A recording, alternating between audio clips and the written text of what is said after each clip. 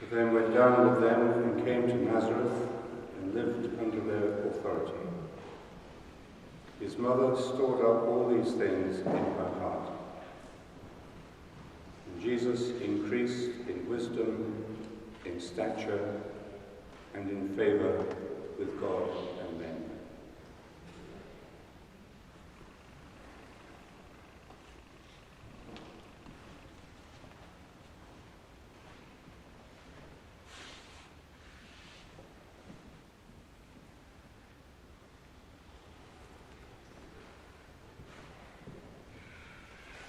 The two parables of the kingdom, which capture two aspects of our spiritual experience. One is the treasure found buried in a field, immediately followed by the merchant who is looking for fine pearls.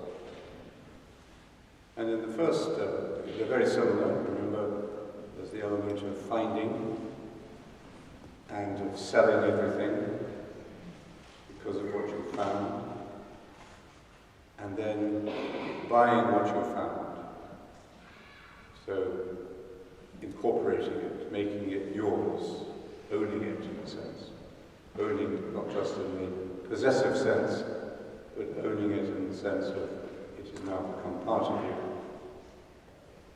So there are these common elements in the parables which point to discovering, finding, selling everything, letting go,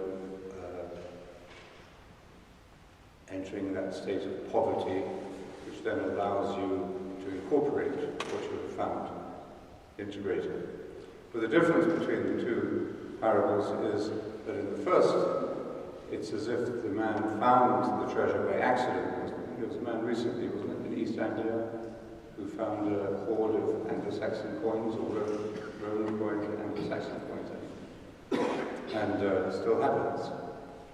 Apparently his children always regarded him as a hopeless eccentric, because he would go around with his metal detector. And now they're taken much more seriously. It's become this huge boost in family finances. So there's that accidental discovery. Well, he was actually combining the two parables. He was more like the merchant who was looking for fine pearls. This was his job, this was his hobby, this was what he liked to do, systematically to go out looking for buried treasure. But in the first story, there is the sense of an accidental discovery. So in our spiritual life, we actually bring those two together. There are two aspects. One is we have to be prepared for the unexpected, and we are ready to be surprised. And we let go of our expectations. We make up our mind that nothing is going to happen. But that is our preparation for allowing it to happen. But then there's also the systematic, the discipline of that non-searching search. So we need to have practice, we need to meditate regularly. The fruits of meditation appear through regular practice. Of course, we live in a mindset today of creating the fruits and the benefits of something instantaneously, without having to go through a long process of cooking or waiting or studying even. We want it now.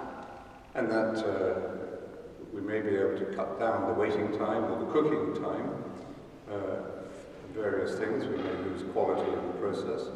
But there are some things we can't speed up. I don't think you can speed up even today.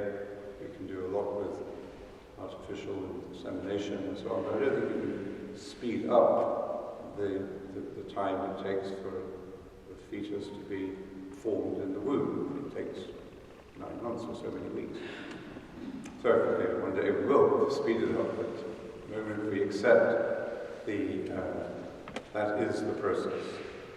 So spiritually, in the same way, we accept there is a natural process of growth that takes place, and so we accept that by practicing the discipline. Without the discipline, the process won't become conscious. And at the same time, we are prepared for the unexpected. So, this is rather, in a way, those reflect the two sides of the brain I was talking about. The left brain will be more planning and preparing, and organizing and controlling, and the right brain is just open to the gift of the present moment. So and they work together. And any true spirituality incorporates both discipline and spontaneity. And in fact, the purpose of the discipline is to allow yourself to become spontaneous. Discipline is about becoming free from being manipulated and controlled by the ego's impatience, by the ego's fantasy, by the ego's desire. So that which in a consumeristic mentality becomes true freedom, being slaves of your desires and fulfilling those desires, is that concept of freedom and consumer rights is abandoned in spiritual practice. In any kind of human wisdom as well, because we realize that in that mentality we are actually enjoying false freedom that keeps us enslaved to the fears and desires of the ego-driven mind. So the purpose of discipline is precisely to free us from that and to expand us into a true liberty of spirit. Spirit is there is liberty, so Paul says. So there is this combination, or this dance between these two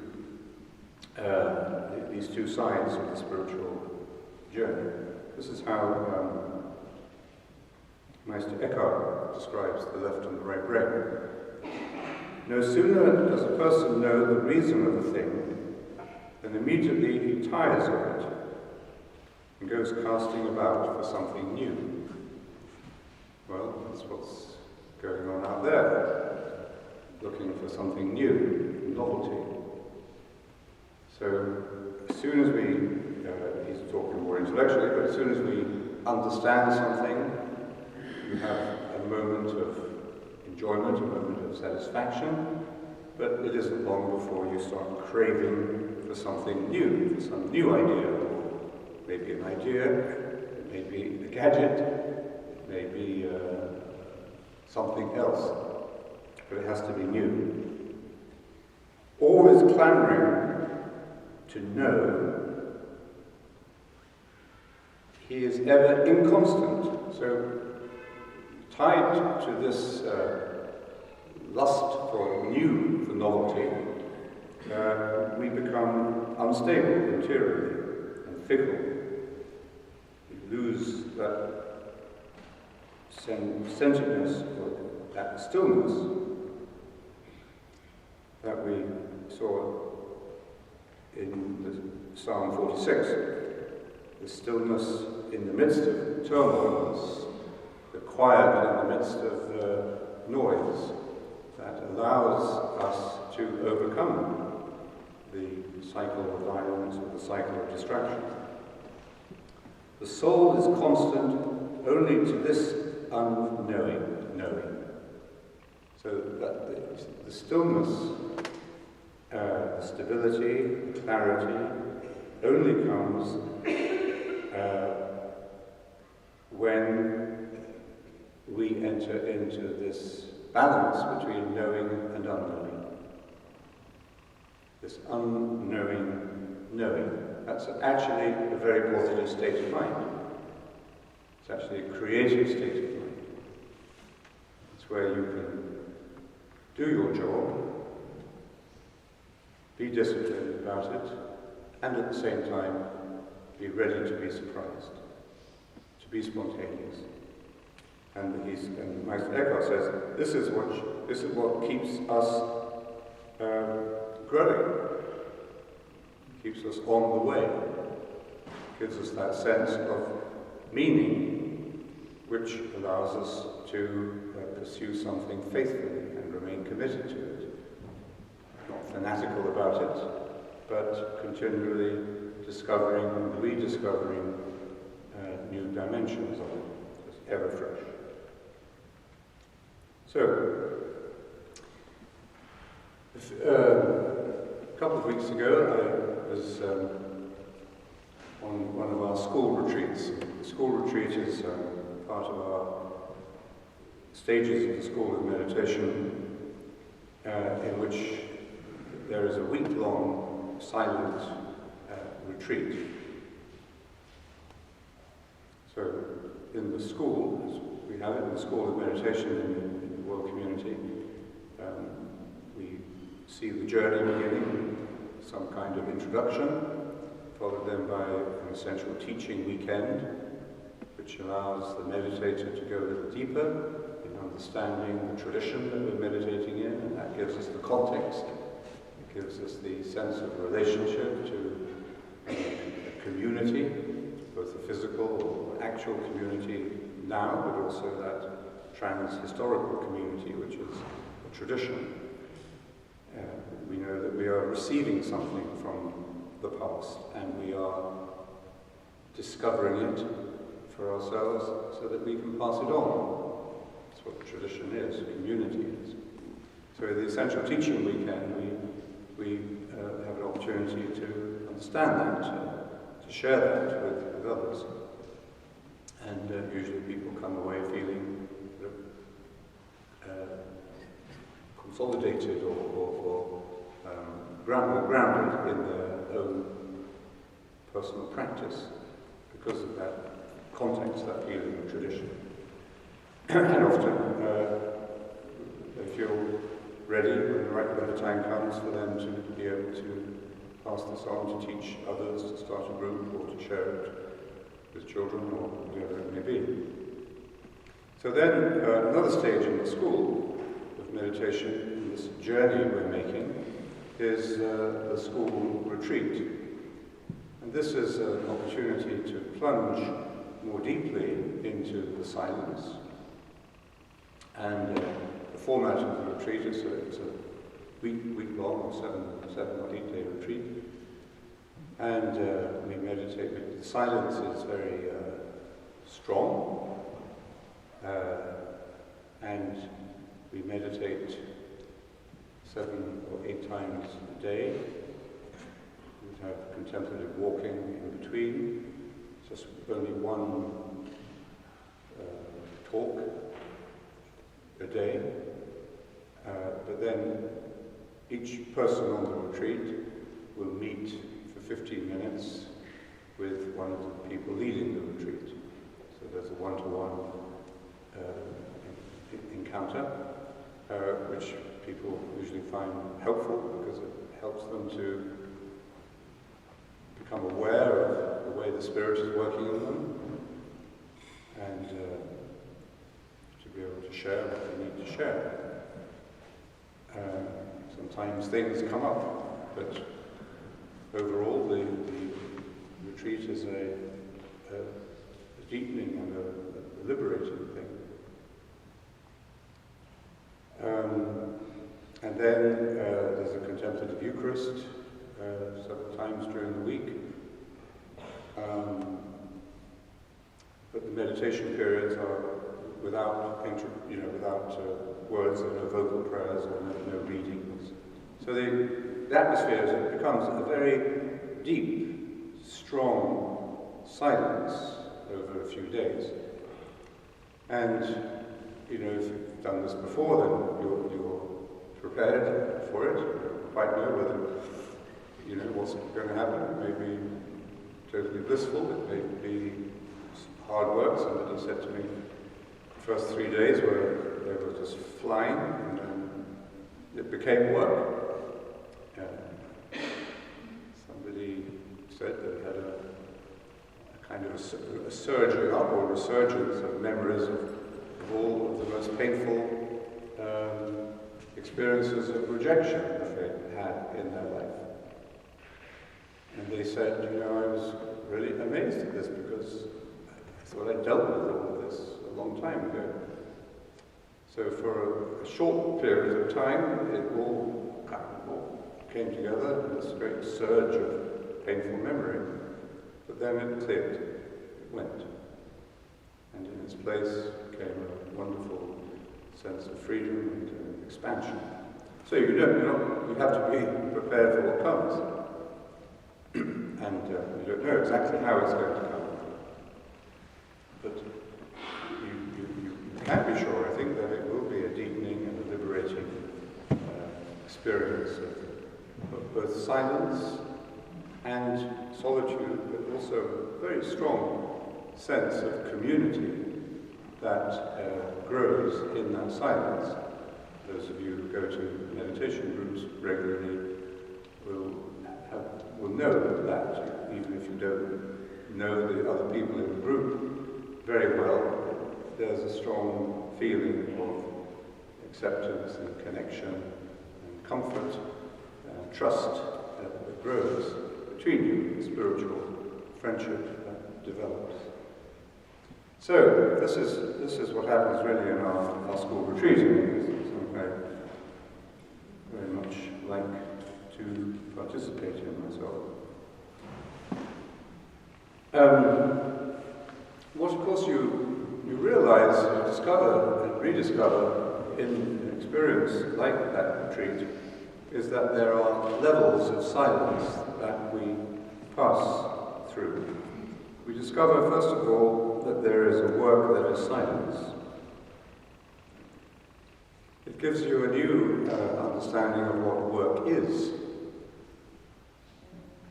How many people like their work, love their work? So Benedict speaks about work as labor, as one of the essential elements of life. He sees work as being to do with livelihood, being self-sufficient. There's another word for work he uses, which is the opus Dei, the work of God, that is done by the monks, but it also allows God to work in them. Is the times of prayer. So our times of meditation are times of this kind of work. And the difference is that it is a work that you come to love. Great thing to do the job you really love doing. The word in Spanish, or in French, for work, travail or trabalho, comes from not a very nice source. It comes from the word trapelio, which is the Latin word for an instrument of torture. That was used to punish slaves who weren't working hard enough. And that is a concept of work that many people have. They hate their job. Can't wait till I retire, can't wait till Friday, can't wait for my holidays. They actually don't like the work that they do, but they have to do it. So, and that's, but the English word, work, has like the word opus, or the word labor, has a different concept. This is like your opus, your magnum opus. This is the work that you do that is the product of creativity, or it's the work of the fields where you're allowing things to grow. Maybe hard work, maybe physical work. maybe strenuous, but it is at the same time deeply enjoyable and fruitful, and you feel it's recreative. So this is the concept of work, I think, that meditation awakens in us. And you wouldn't do this work of meditation in a disciplined, regular way unless it gave you this feeling of something creative and fruitful. So it's important to be able to see this, that the silence that we are deepening in our daily meditation. Very obviously, that's what happens in a school retreat, but it also happens when we have a daily meditation practice. You will see that the quality of silence in your life is deepening, and, as I say, you become more obviously aware of it in a week-long retreat. You can see, you can feel how the silence is growing among the group, as well as in your own mind, and you begin to see how your mind is becoming more silent. And really, it doesn't, it's a great discovery, because we're usually complaining how distracted we are in times of meditation. And yes, I meditate, but I'm a very bad meditator, people always say. I'm very distracted. Well, so we all are. But take a couple of days of real silence. Work at the different levels of silence, and you'll see something quite amazing. It's like probably having an allergy. I don't know if you're allergic to wheat or something, and then you give up wheat, probably after a few days, I don't know how long it takes, but probably fairly quickly you notice an improvement. So you see, and it's a wonderful way of seeing, you see that your mind is clearer and calmer, more transparent, and you begin to understand what that level of silence means.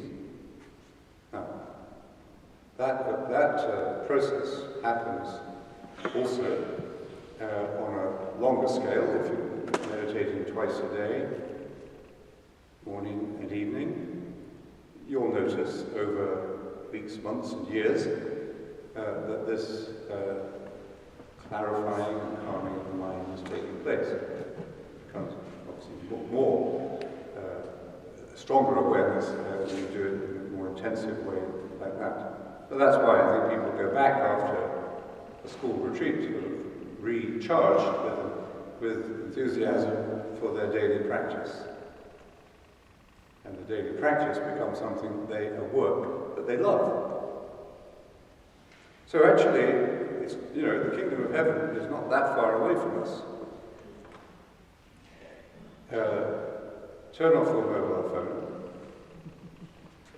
Take a couple of days away from emails. Don't entertain yourself. And just let yourself be, but don't fall asleep either. Meditate. And make that the focus of your work, your principal work. And you'll notice the difference. Not that, doesn't take that much input, actually, to be convinced of just how transformative this work of silence is. If you want another kind of encouragement, meditate with children. And it is always astonishingly wonderful to see how naturally children take to meditation from the very first moment. I went to a school in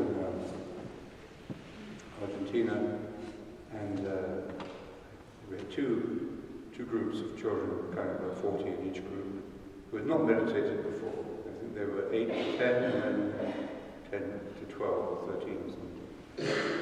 And in each group, this was even through a translator, spoke about, introduced meditation. And then we had a 10-minute meditation with them. And it was wonderful because they got it, they understood it immediately. And I thought, well, this would be a worthwhile thing to do for the rest of your life. Just going into introducing 40 children a day to meditation. You don't have to worry about the world community of Christian meditation anymore. Just do this. Perfectly justifying. And but how much more wonderful if we can have a community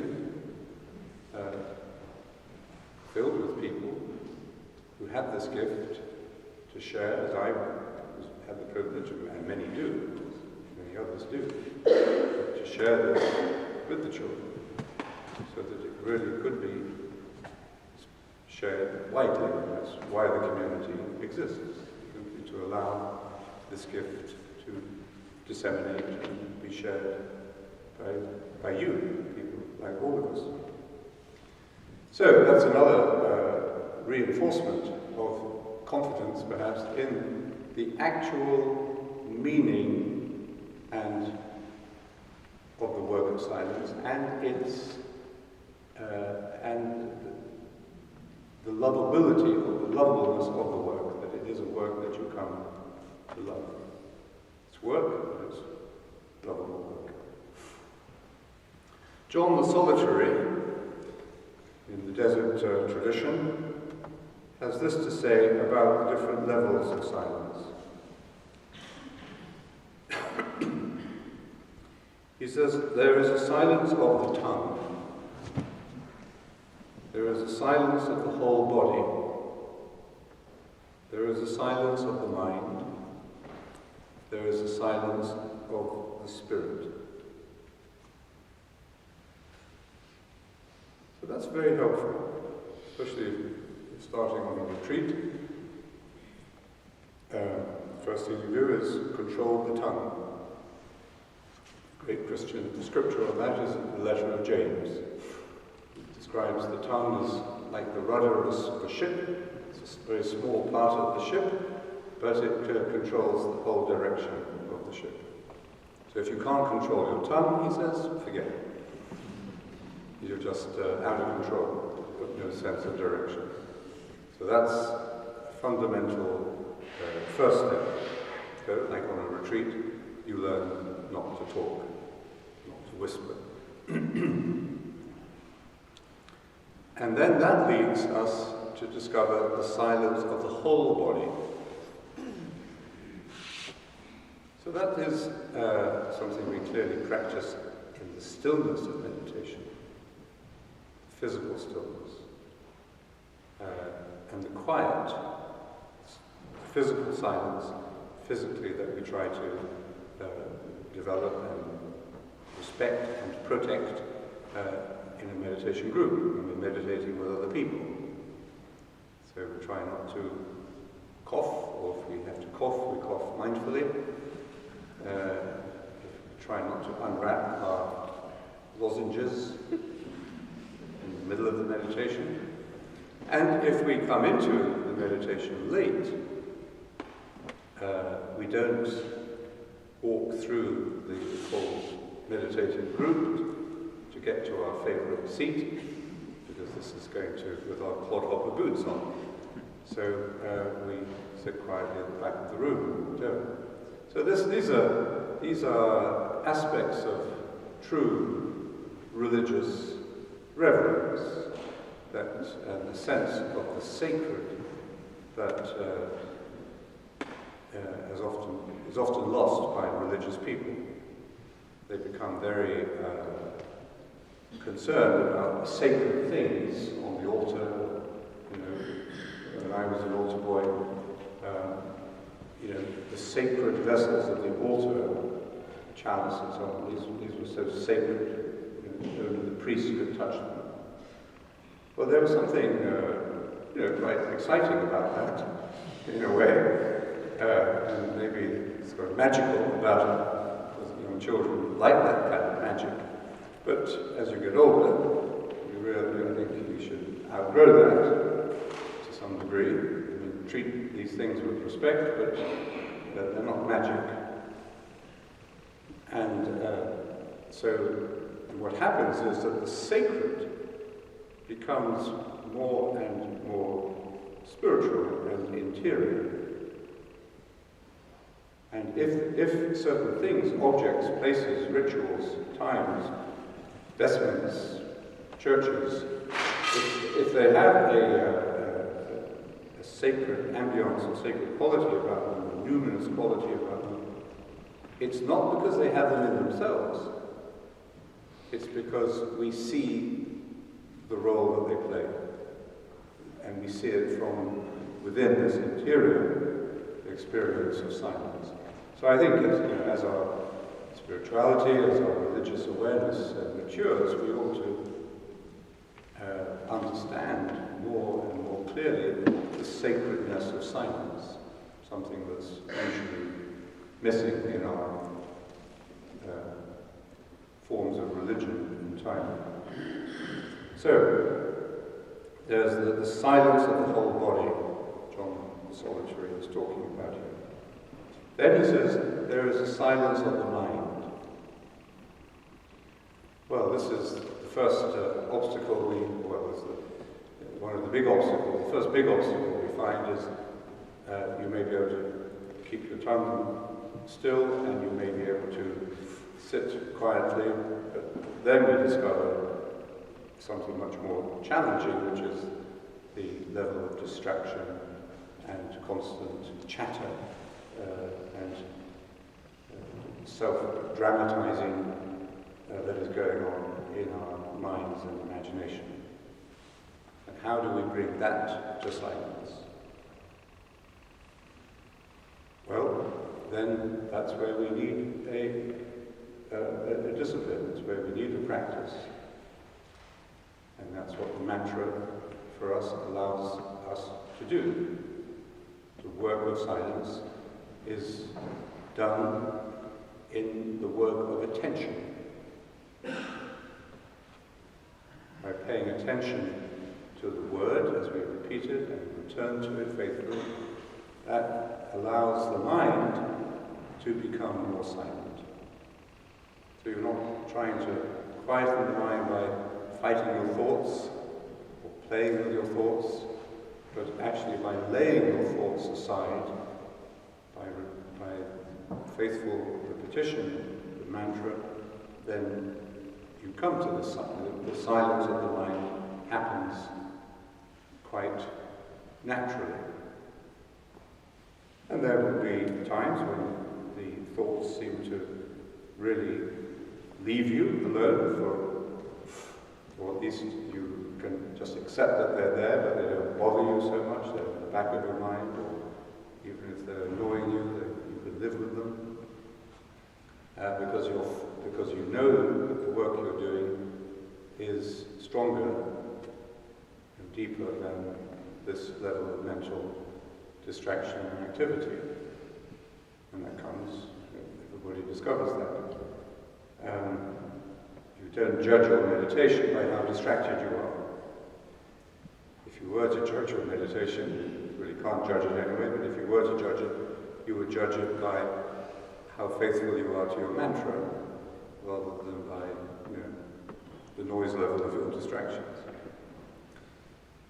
And then there will also be times when, maybe very briefly, but happy when they come, when the mind becomes very clear. Sometimes remarkably clear. It's especially on a retreat like the school retreat. You will have a glimpse of pure mind.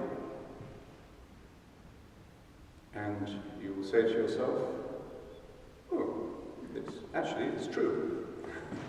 The mind can be really clear, crystal clear. And how wonderful that I have no thoughts. Oh, wait a minute. I just had a thought tonight. It's like the story of the let's find it. I think it's 4 months or 3 months. 4 months, who decided that they would meditate in silence for 2 weeks. And at the end of the first day, at the evening, they were sitting meditating in silence all day together. We just had a candle burning in the middle of the room. And during the meditation, the candle went out. So, number 1 monk said, oh no, the candle's out. Number 2 monk said, aren't we supposed to be silent? Number 3 monk said, why must you two break the silence? And number 4 monk laughed at them and said, I'm the only one who's not breaking the silence. In meditation then, we keep the work going through these different levels. And of course we will find different kinds of obstacles, different kinds of obstructions and distractions at each level. At the more subtle, deeper levels of silence, which you can reach if you want to by taking a few days of real silence. You'll find it for yourself. Very difficult to find if you want to. Then you could do it all day Christmas Day if you like. Then you will, the kind of distractions or obstructions that you find at those deeper levels will be more subtle. You won't be worrying about whether you should buy an extra Christmas pudding, or who you should buy the presents for, or your credit card balance, or what you're going to do after Christmas. Those obstructions, those distractions will simply have been quietened. The problems will remain, of course, for you after meditation. You still have to deal with those issues, but they will, at that stage, at that level, they won't be bothering you. They're just things you will have to deal with as best you can. But then, so it's not those kind of distractions or obstructions that will be bothering us at these more subtle levels. The more subtle level, you'll be saying, oh, this is a really wonderful, wonderful place to be, and I can just sort of lay back on my oars here and just wallow in this beautiful silence. Just let my mind wander and so on. So there's a more subtle temptation there.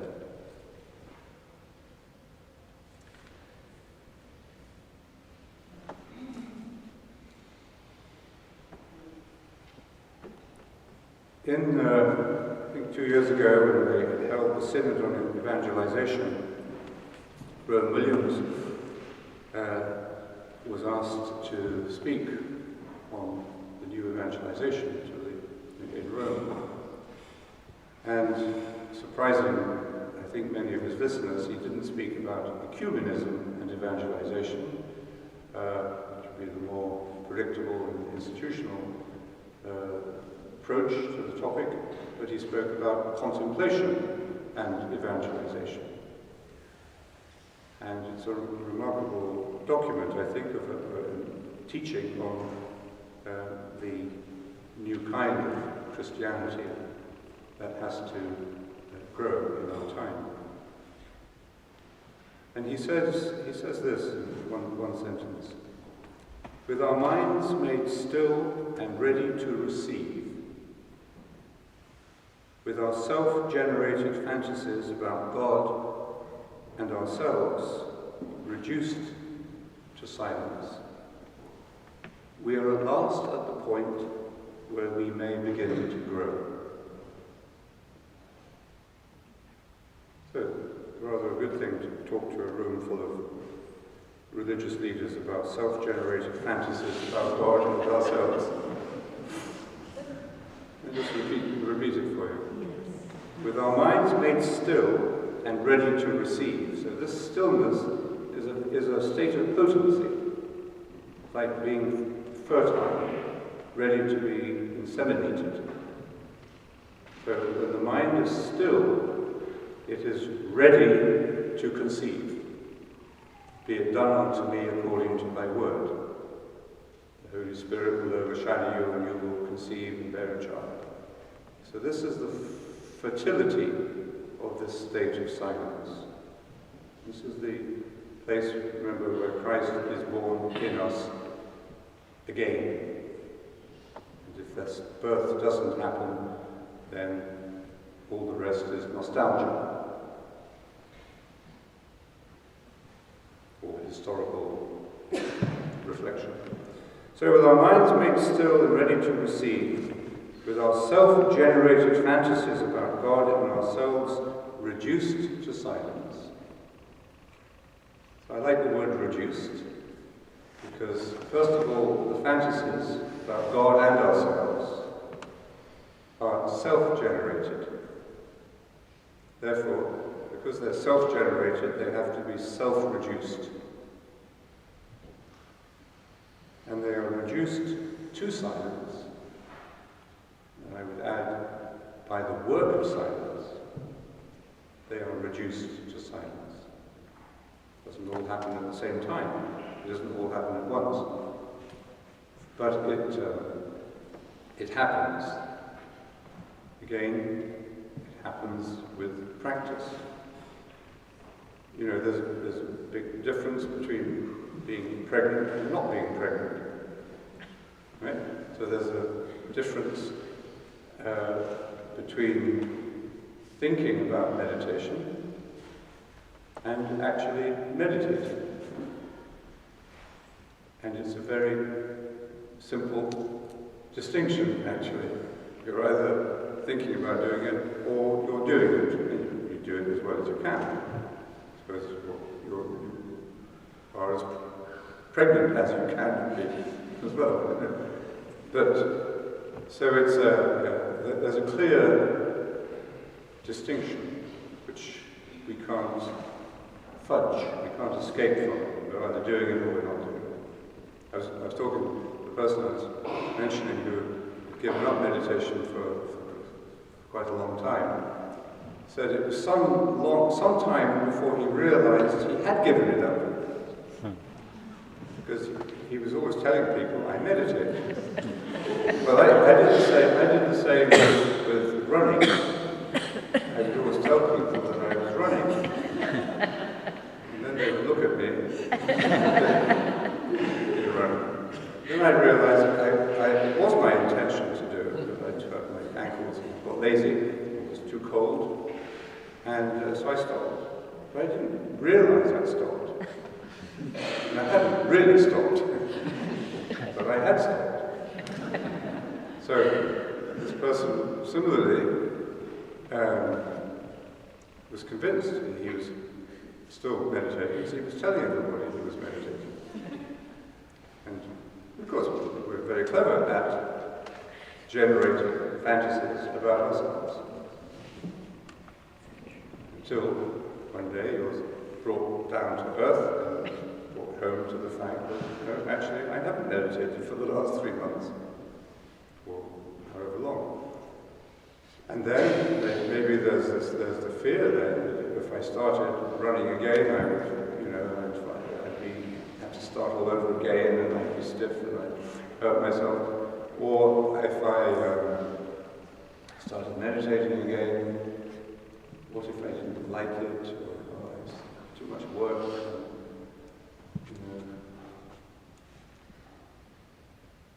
But if you do it, it's then the growth begins to happen. The growth won't happen until you start. The baby can't begin to grow until you conceived. So, and at the spiritual level, this is the work of silence. And then, as he says, we are at last at the point where we may begin to grow. And all we need in life, really, to have the sense of meaning that is necessary for a good life. Without meaning, we really struggle, I think, to survive. And if we don't have the sense of meaning, we will be very vulnerable to substitutes for meaning and distractions from meaning, the substitutes of whatever it is, work, entertainment, or the busyness with which life can become distracted. So without meaning, we easily descend into more and more noise, more and more distraction, inner turmoil. And it isn't long before that inner turmoil becomes externalized. And the more it becomes externalized, our anger, our distraction, the more we risk slipping into either self-destructive behavior, or into violence against others. So, this work of silence then puts us back into touch with meaning as an experience, not as an explanation, not as an answer, not as a formula, not as a fundamentalist slogan. Actually, I was talking to a man from Iraq the other day, a doctor from Iraq. He said he'd been working in a hospital when they were bringing in casualties from this military operation, and they brought in two soldiers. One was they were both Muslims. One was ISIS, and the other was non-ISIS, but sort of Sunni and Shiite, I suppose. And they had shot each other. And he was talking to in the leg, I think it's in the leg. And he was talking to one of them who felt, it was the ISIS soldier, who felt absolutely devastated because he was alive. And he didn't, either in battle, you either are victorious or you die. So if you're wounded, you failed. A terrible mentality. And how much work will be needed to cure that state of mind. The other soldier was deeply, deeply disturbed by what he had heard just before they had shot each other. which was in the name of Allah, and they both said it to each other. And this soldier was deeply disturbed because he said, which Allah is responsible for me being here? Was it my Allah who saved me? Or it was his Allah who shot me and so on? He did, the same God, two different gods. So, the inner turmoil, confusion, self-contradiction, self-harming, quickly becomes externalized in our relationships with others. The more conscious we are of this work of silence, that it exists to begin with, that there is a work of silence, that there is a contemplative dimension to our lives, to our faith, to our practice, our prayer, the more conscious we are that this work of silence exists, the more able we are to reduce, as Rowan Williams says, reduce those self-generated fantasies about God and ourselves.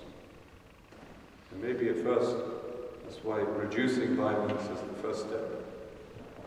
And it is the important contribution we make as contemplatives to the real problems of the world that we're speaking about this morning.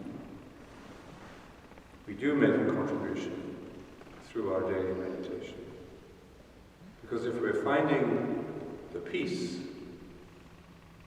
of Christ within ourselves, the peace that is deeper than cognitive understanding,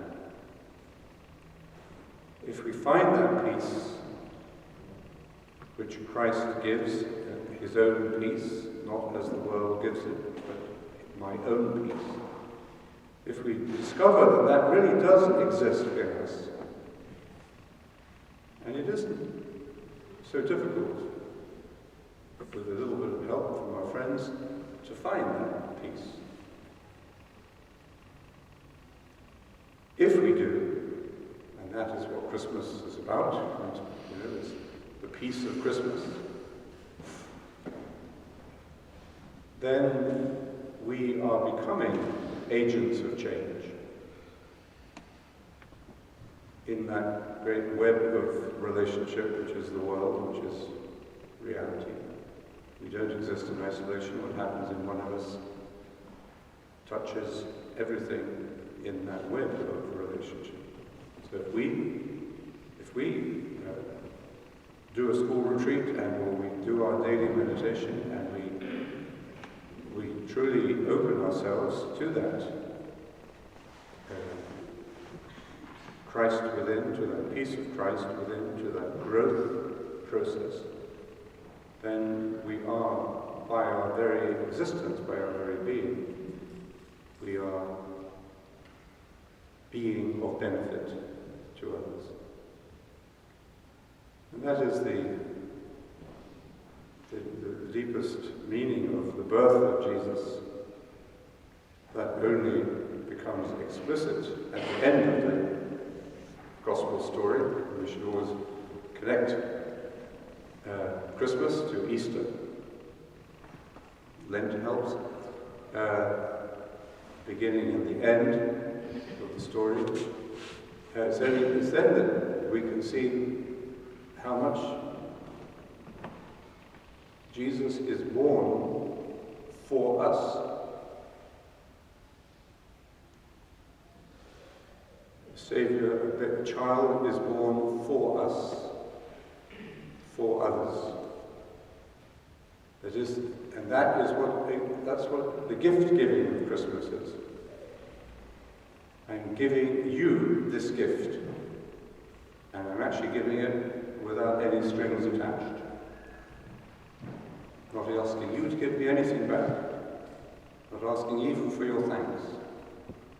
This is a true gift, because it carries no obligations, no conditions, no strings, and therefore it can carry myself to you. And only that kind of gift is worth giving. Every other gift can even be a form of exploitation. You give something to somebody, but you use it as a hook to control them, to make them dependent on you or make them grateful to you or something. So it's in this experience that we can see that the givenness of the gift of Christmas is the birth of Jesus for us, as the self-giving of God to us, the whole self, the whole being of God, dwelling, embodied in the person of Jesus, as the later theology came to express it, in all simplicity, in all humanity, in all physicality, in all of the context of the human condition. This gift is given to us. The child is given to you, for you. And this changes us. Whenever we receive a gift of this kind, which is not very often, the gift of another's love without conditions, then we are changed by that gift because we are reminded of the possibility of this kind of giving. And we are empowered by that kind of gift to make ourselves a gift to others. So in his last newsletter, which he wrote about this time of the year in 1982, John named, December 1982, you find this in Monastery Without Walls, the book. He says, when he was coming to the end of his life, what we have to do in the fullness of life is to, as it were, join the two ends of the string, the beginning and the end. And when they are joined, you have the wholeness, the whole picture, the whole life. And so I think as we reflect on the meaning of Christmas in a contemplative way, we should connect it to the full mystery of Christ's incarnation, his teaching, his death, and his being present to us in ourselves and our hearts.